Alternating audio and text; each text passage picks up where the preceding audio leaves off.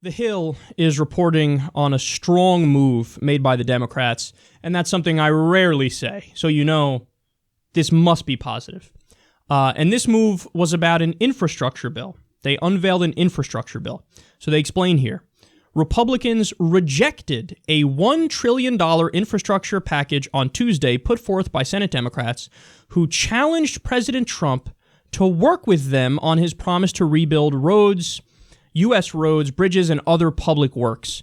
In an open bid to swing Trump to their side of the debate, Democrats unveiled a proposal on Tuesday that they say would invest $1 trillion in transportation projects over the next decade, creating 15 million jobs.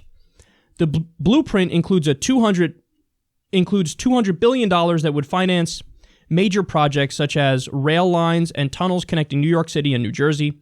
It also includes $210 billion to repair crumbling roads and bridges, $180 billion for rail and bus transit, $75 billion for school construction, $70 billion for port, waterway, and airport improvement, and $100 billion for energy infrastructure.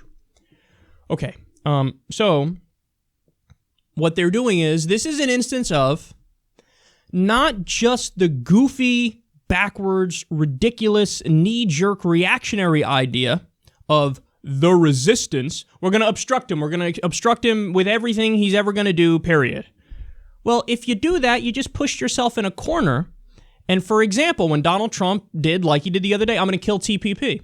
You go, wrong, I support TPP. Oh, you clown. You just walked right into his trap. Because people don't want TPP. People don't like TPP. They shouldn't want TPP. They shouldn't like TPP. It's a disaster that outsources U.S. jobs and gives away our sovereignty to multinational corporations who get to set up an international board and resolve conflicts between governments and corporations, and they're almost always going to side with the corporations. So he does a good thing, and since you decided you're the resistance and you're going to obstruct everything, no questions asked, well, you just walked into a trap, and now he's going to be the one that comes out looking like the bigger man. How can only the establishment corporatist Democrats can make Donald Trump look like the bigger man on anything? So this is a rare instance where I'm going to give him credit, because now they're doing Bernie Sanders' model. Bernie Sanders said all along, this isn't just about obstructing him. Yes, we're going to obstruct him when he comes to do things that are beyond ridiculous and wrong. So if he wants to deport all undocumented immigrants, we're not going to give an inch. If he wants to ban all Muslims, we're not going to give an inch. We will fight him on every single policy where he should be fought.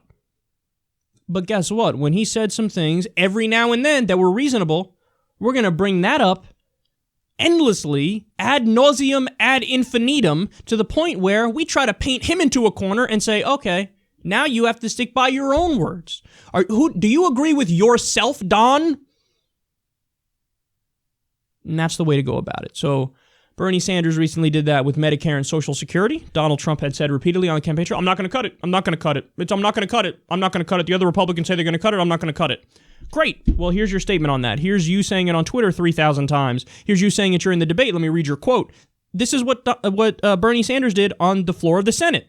Well, now you have the Democrats go, I got an idea. How about we get ahead of this and we take a dollar figure that Trump himself had brought up at times.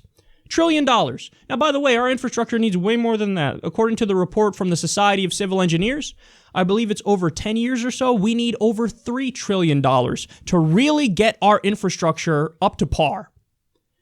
But they say, let's just take his number. Let's do that, his number. $1 trillion infrastructure bill. It would create 15 million jobs, and you said you support it, Don.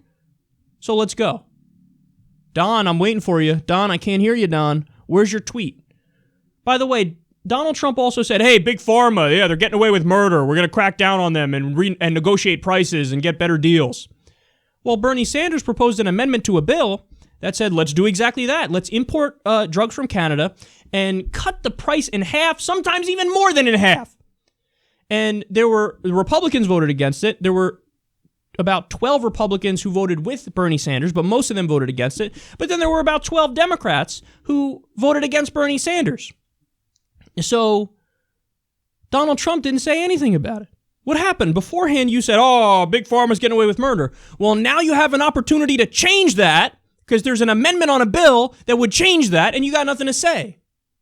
So where are you? Same thing with infrastructure. Where are you? You said it. We didn't say it. You said it. Again, here are your quotes. $1 trillion infrastructure. We're going to rebuild this and stop nation building overseas. Great. Here's your words.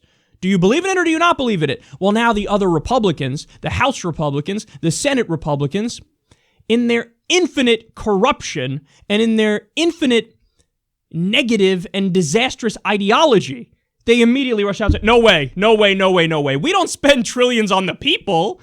We reserve trillions for the defense contractors in Wall Street. Or don't we care so much about the people by spitting in their eye repeatedly? So Mitch McConnell saying this, Paul Ryan saying this. Don, where are you? Where are you, Don? You were the one that talked about infrastructure. You called out the other Republicans for being against infrastructure spending. Well, now you're president, and now your party's out of line. Whip them into line, son. What are you waiting for? What happened, tough guy? I thought you were a tough guy. I thought you slapped around Jeb Bush and Marco Rubio and Ted Cruz on stage when they go out there and they say, we need to reform, we need to cut, we need to privatize Social Security and Medicare. We don't need infrastructure spending. You slapped them into line. Where are you to slap Mitch McConnell and Paul Ryan into line? There are endless quotes in this article in The Hill from different Republicans. Well, you know, that's a lot of money. And you said you wanted to do it, Don. Where are you? Where are you? Come out and say you support this infrastructure bill today. You don't support it? I guess you're not in favor of creating 15 million jobs. What happened? You said you were the best jobs president God ever created. It sounds ridiculous even in the middle of my rant. I'm the best jobs president God ever created. Well, okay then, best jobs president God ever created. Why would you slap down 15 million new jobs? It would be because you're the worst jobs president God ever created. You need me to say that again? I'll say it again if you want. You don't like that, do you? Ooh, sinking feeling in the pit of your stomach. I said I'm the best, not the worst jobs president God ever created. Then support this bill. It's that simple. What are you waiting for? Let's do infrastructure. Let's not just blindly oppose Trump. Let's oppose him when necessary. But let's also hold him accountable when he says stuff like, we're going to do infrastructure, we're going to protect Social Security. This is the path forward. This is a rare instance when the Democrats are right, and now I'm going to give them credit where credit is due.